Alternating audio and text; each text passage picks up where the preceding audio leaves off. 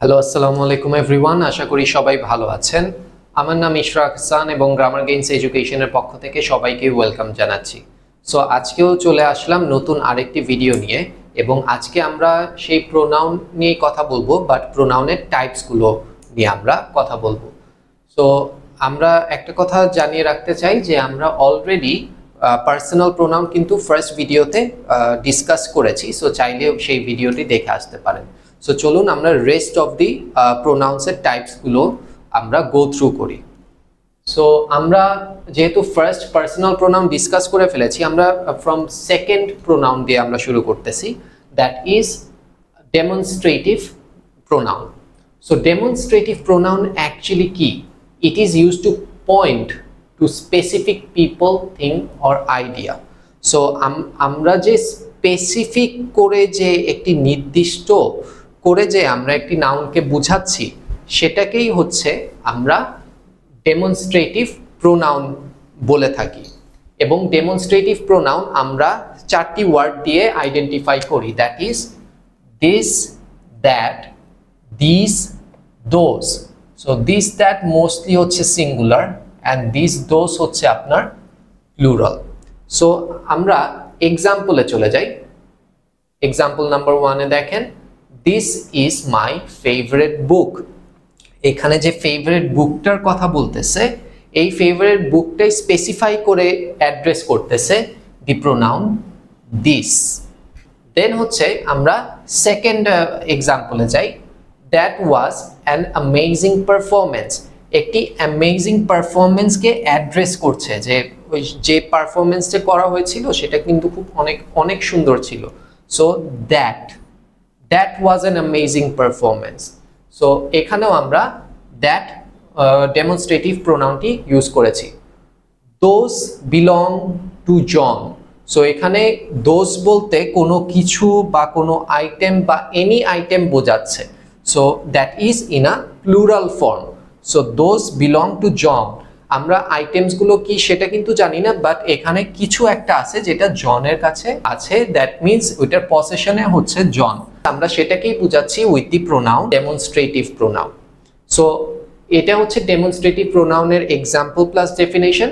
আমরা third number of প্রোনাউনে চলে যাচ্ছি। ওকে, এখন আমরা চলে আসলাম থার্ড টাইপ অফ প্রোনাউনে, that is interrogative pronoun. So interrogative pronoun actually কি? It is a pronoun that asks questions. This pronoun stands in place of a noun you are asking about. So normally এই প্রোনাউনটি হচ্ছে কাজ করে যে আমরা সেন্টেন্সের ভেতরে বা হচ্ছে নাউন যে আছে সেটাকেই হচ্ছে আমরা কোয়েশ্চেন আকারে আইডেন্টিফাই করার জন্য আমরা ইন্টারোগেটিভ প্রোনাউন ইউজ করে থাকি, to find out who is the noun or what kind of a noun it is.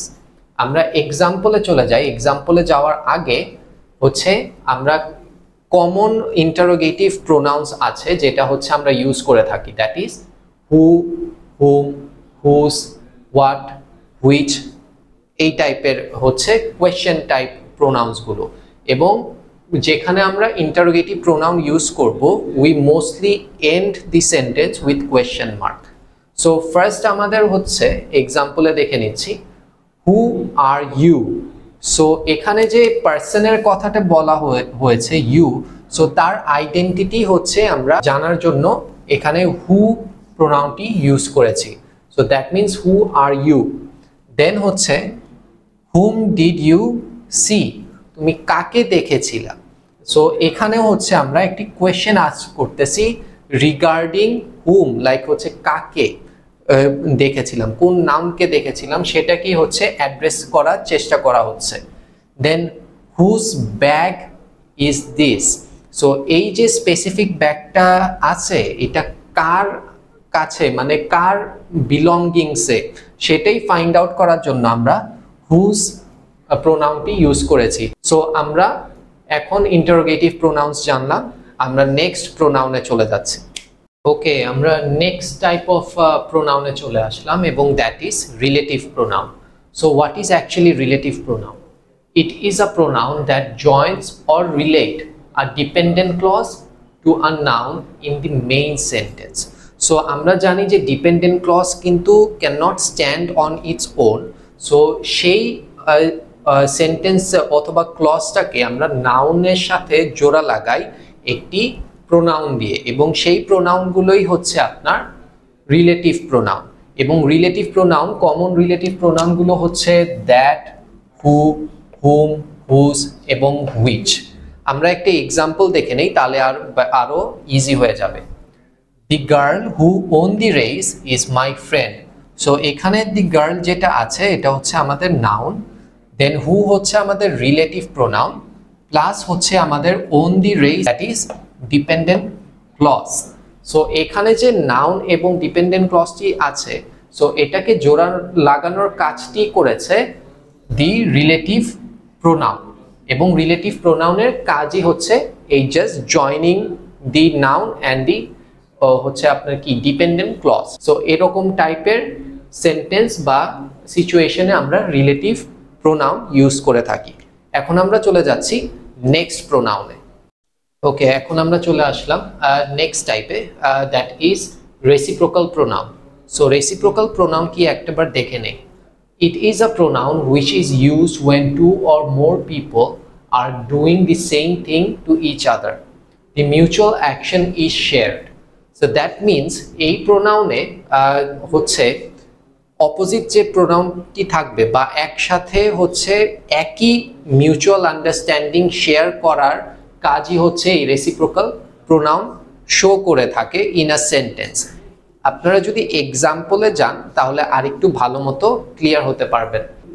So example দেখি, দে ডিসলাইক ইচ আদার। তো এখানে যে একজন পার্সন আরেকজনকে হেট করতেছে, সেই ফিলিংসটাই কিন্তু আবার অপোজিট পার্সন থেকে আসতেছে, যে আমাকে হেট করতেছে বা আরেকজনকে হেট করতেছে। সো মিউচুয়াল যে কানেকশনটা, এটাই হচ্ছে বোঝায় রেসিপ্রোকাল প্রোনাউনে। নেক্সট হচ্ছে the students helped one another with their lessons. So এখানে যে স্টুডেন্টসগুলো রয়েছে, সো এই স্টুডেন্টসগুলো একে অপরকে হেল্প করেছে।